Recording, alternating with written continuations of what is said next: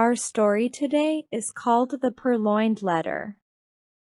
One evening in Paris, during the autumn of 1845, I went to visit a friend, Auguste Dupin. We were smoking our pipes and talking when the door of his apartment opened. Mr. Germont, the head of the Paris police force, came into the room. "I came to ask your advice," Germont said to my friend Dupin. "I am trying to solve a very important case. It is also a very simple case, so I really need your help. But I thought you would like to hear about it, because it is so strange. My men and I have worked on this case for 3 months," Germont said. "It is a very simple case of robbery. But we still cannot solve it." Dupin took the pipe out of his mouth. "Perhaps the mystery is too simple," he said. Germont began to laugh. "Too simple," he said. "Who ever heard of such a thing?" I looked at Germont. "Why don't you tell us the problem?" I said. Germont stopped laughing and sat down. "All right," he said. "But you must never tell anyone I told you this. The wife of a very important person needs help. I cannot tell you her name because her husband is a powerful man in the French government. Let us just call her Madame X. 3 months ago, someone stole a letter from Madame X. She is offering a large amount of money to anyone who can return the letter to her. We know that her husband's political enemy, Mr. Darcy, stole the letter. We also know it is somewhere in his apartment. Darcy plans to use the letter to embarrass Madame X's husband and destroy his political power. As you know, I have keys which can open any lock in Paris. For the last 3 months, my men and I have spent every evening looking for the letter in his apartment. But we cannot find it." Dupin stopped smoking. "Tell me how you looked for it," he said. Germont moved forward in his chair. "We took our time," he said. "First, we examined the furniture in every room. We opened all the drawers. We looked under the rugs. We searched behind all the paintings on the walls. We opened every book. We removed the boards of the floor. We even took the tops off the tables to see if he had hidden the letter in the table legs. But we cannot find it. What do you advise me to do?"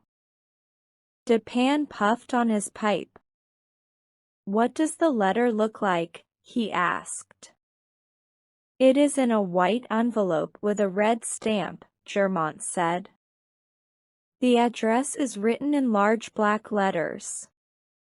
Dupin puffed on his pipe again. "I advise you to go back and search the apartment again," he said. About 1 month later, Germont came back to see us. "I followed your advice," he said. "But I still have not found the letter." Dupin smiled. "I knew you would not find it," he said. Germont became very red in the face. "Then why did you make me search the apartment again?" he shouted. "My dear Germont," Dupin said. "Let me tell you a little story. Do you remember the famous doctor, Louis Abernathy?" "No." Germont shouted. "Get to the point, Dupin." Of course," Dupin said. Once, a rich old man met Abernathy at a party. The old man was not feeling very well. He decided he would get a medical opinion from the doctor without paying for it. So he described his problems to Abernathy. "Now, doctor," the old man said, "suppose you had a patient like that. What would you tell him to take?" "Oh, that is quite simple," said Abernathy. "I would tell him to take my advice." Germont looked embarrassed. "Look here, Dupin. I am perfectly willing to pay for advice." Dupin smiled at Germont. "How much money did you say the reward was?" he asked. Germont sighed. "I do not want to tell you the exact amount, but I would give 50,000 francs to the person who helps me find that letter." "In that case," Dupin said, "take out your checkbook and write me a check for 50,000 francs. When you have signed the check, I will give you the letter." Germont looked at Dupin with his mouth open. His eyes seemed to jump out of his head. Then he took out his checkbook and pen, and wrote a check for 50,000 francs. He gave it to Dupin. My friend examined the check carefully and put it in his pocket. Then he unlocked a drawer of his desk, took out the letter, and gave it to Germont. The policeman's hands shook as he opened the letter. He read it quickly. Then he put it in his pocket and ran out of the room without saying a word. "Dupin," I said, as I turned to my friend. "How did you solve the mystery?" "It was simple, my friend," he said. Germont and his policeman could not find the letter, because they did not try to understand the mind of the man who stole it. Instead, they looked for the letter where they would have hidden it. Mr. Darcy is not a policeman. He is, however, very intelligent. He knew the police would search his apartment. He also knew how police think. So, he did not hide the letter where he knew they would look for it. Do you remember how Germont laughed when I said the mystery was difficult for him to solve because it was so simple? Dupin filled his pipe with tobacco and lit it. "Well, the more I thought about it, the more I realized the police could not find the letter because Darcy had not hidden it at all. So I went to visit Darcy in his apartment. I took a pair of dark green eyeglasses with me.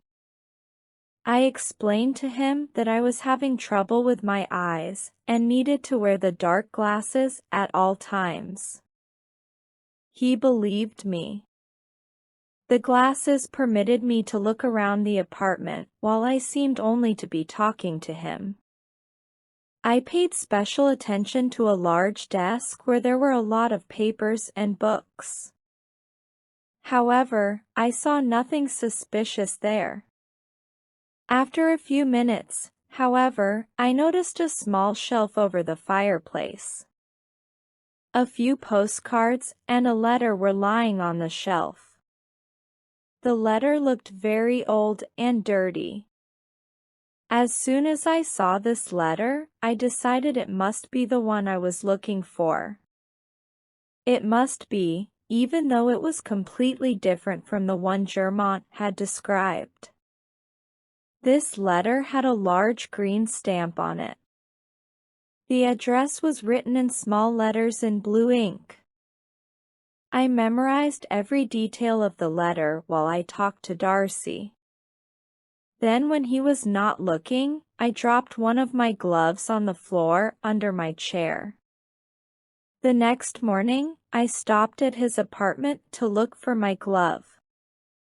While we were talking, we heard people shouting in the street. Darcy went to the window and looked out. Quickly, I stepped to the shelf and put the letter in my pocket. Then I replaced it with a letter that looked exactly like it, which I had taken with me. I had made it the night before. The trouble in the street was caused by a man who had almost been run over by a horse and carriage. He was not hurt. And soon the crowd of people went away. When it was over, Darcy came away from the window. I said good Bye. and left. The man who almost had an accident was one of my servants. I had paid him to create the incident. Dupin stopped talking to light his pipe. I did not understand. But, Dupin, I said, why did you go to the trouble of replacing the letter? Why not just take it and leave? Dupin smiled. Darcy is a dangerous man, he said. And he has many loyal servants. If I had taken the letter, I might never have left his apartment alive. Thanks for watching.